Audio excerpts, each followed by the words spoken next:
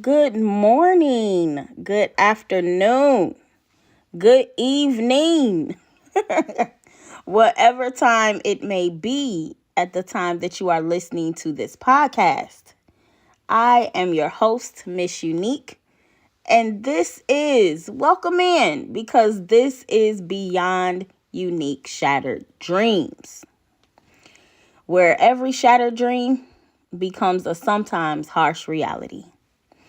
And on today's episode, I am going to discuss my brother again. Now, if anyone has been keeping up with the previous episodes, and the last one to be exact was, I believe, episode 7, I talked a bit about me and my brother's very different type of relationship, especially when I was younger. I don't want to spoil it. So yeah, well, we are almost 10 years apart. We are 9 years apart. And so, yeah, this story time is really different. It's really interesting and really funny. And this story time is definitely going to go under unique family ties for sure. So this story begins with my brother being about 15. Could have been 16, but I'm really riding on 15. And I was about 5 years old. I was about four, maybe 4, 5, or 6, somewhere in between there, thinking I was about 5. So my brother gets home, and I don't know if he gets home from school, possibly so. My brother is, let's say, he's a charmer, just to set the scene, right? He was one with the ladies, as they say, the girls, and he knew how to say whatever it is that he needed to say to get whatever it is that he needed to get. And he was handsome, and the girls liked him, and all the things, right? And he was, whatever it was going on in that time period, he was dressed the part, looked the part, all of that. So all the girls was attracted to him and all the things. So he gets in, and he gets in the house, and I'm not really sure if he had been at school or not. I'm not really sure if it was a weekend or not. But he gets in the house, and then shortly after he gets in the house, somebody either rings the doorbell, knocks on the door, or something. He goes to the door, okay? And little old me, I go to the door too, because I want to ear hustle, right? I want to know what's going on. Um, and I'm little, so I could fit in little cracks, little crevices, and little spaces behind the door and stuff. So he don't know I'm there. But I hear that him and the girl are having a conversation, and don't really remember what they were talking about. But this one thing I do remember. I remember her asking him, or saying something to the degree that she heard that, he had I don't know, a sizable package. Let me say that to not make this weird, or lack of better words. That's what the girl said. And so, something to that degree, we know she didn't use those words, right? And so she asked him to see it. And he takes his, I guess, thumb and pulls on his waistband to kind of open up his pants so she can peek down. And then that's what she did. And she peeked down, and she seemed to be impressed. And remember, I'm about 5 or 6. I don't know what she's impressed with, but okay. And, she seems to be, bashful, and, girl stuff, right? At that time, inappropriate girl stuff, but girl stuff, girl feelings and emotions and stuff, hormones. So anyway, he leaves from the door, and a little bit later, not too much later, but a little bit later, all these people start showing up. I don't know what this boy done did. He done called every girl he knew, and a couple of guys, and he done told the girl that left, I guess he must have told her, to tell the rest of the girls or to get her friends to come over. So we had a rather nice sized house. We had an upstairs and a downstairs fully furnished basement, and then we had one of those mother-in-law suites, which was all the way upstairs, and that's where my grandma stayed. And then there was the main house, and then downstairs it was the fully furnished basement, and my brother had a room down in the basement. It was a bar down there, and TV area and all the stuff. And so anyway, so all the girls come over and some guys, and they are all through my mama's house. I mean, all through her house. Upstairs, downstairs, they're everywhere, right?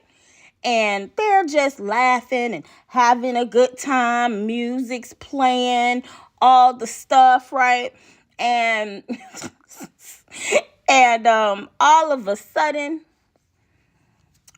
I don't know how long that went on, but it was for a little time, definitely. Then all of a sudden, my my parents pull up. My mom and my stepdad pull up.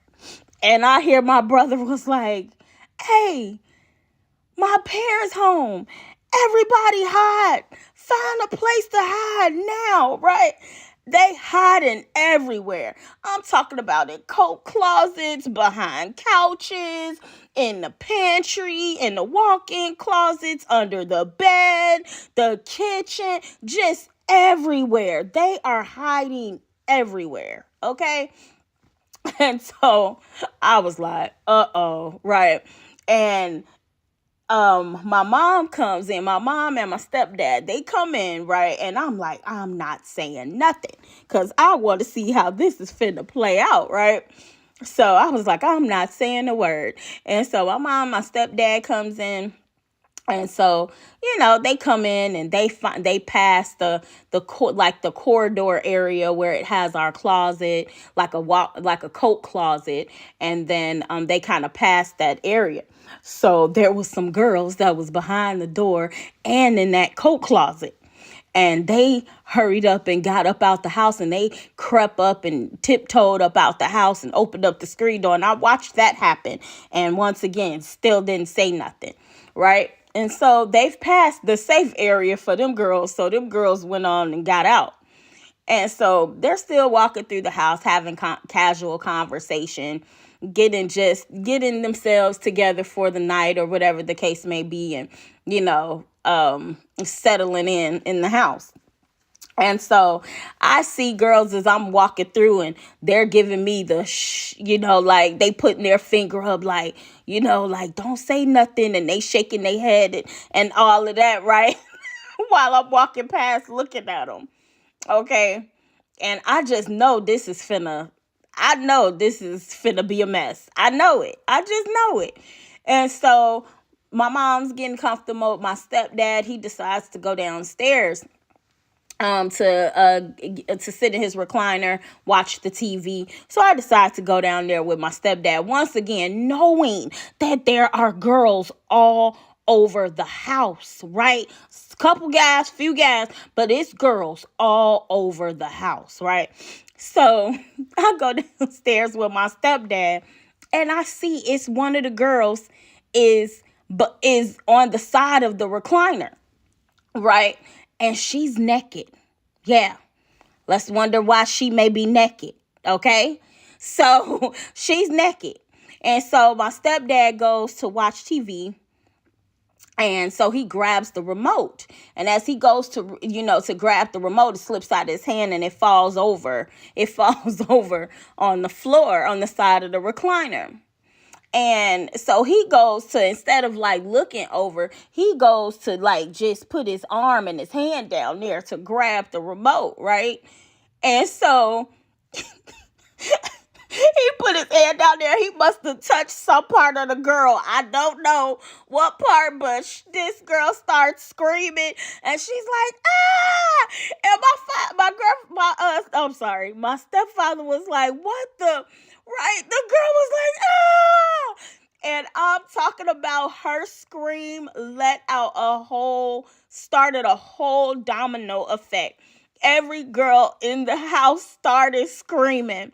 They started coming out the woodwork. They started coming out of every crack and crevice, every closet, under the bed. They screaming, they falling over each other. The naked girl, she trying to grab her clothes and grab her shoes and grab her stuff falling out of her arm. It's girls falling over each other as they trying to run up the stairs. They bumping into stuff and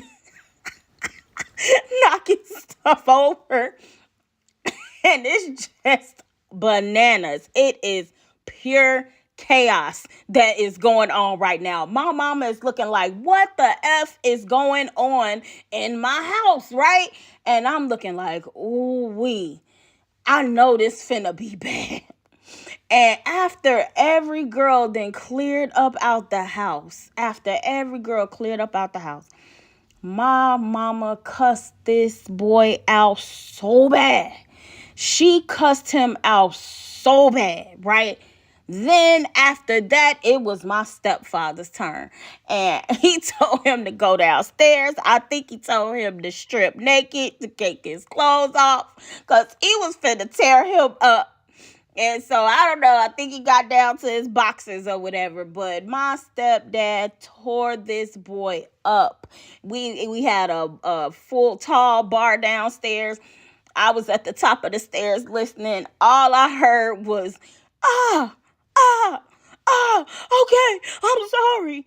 Ah. Oh my God. Excuse me. And so all I hear is bar stools falling, chairs clashing, stuff breaking, stuff falling down, slipping and sliding going on. I come down to the bottom of the stairs and take a peek to see him slipping and sliding all over the place in his socks. My stepdad is not letting up on him at all. He is tearing a hole in this boy. Okay?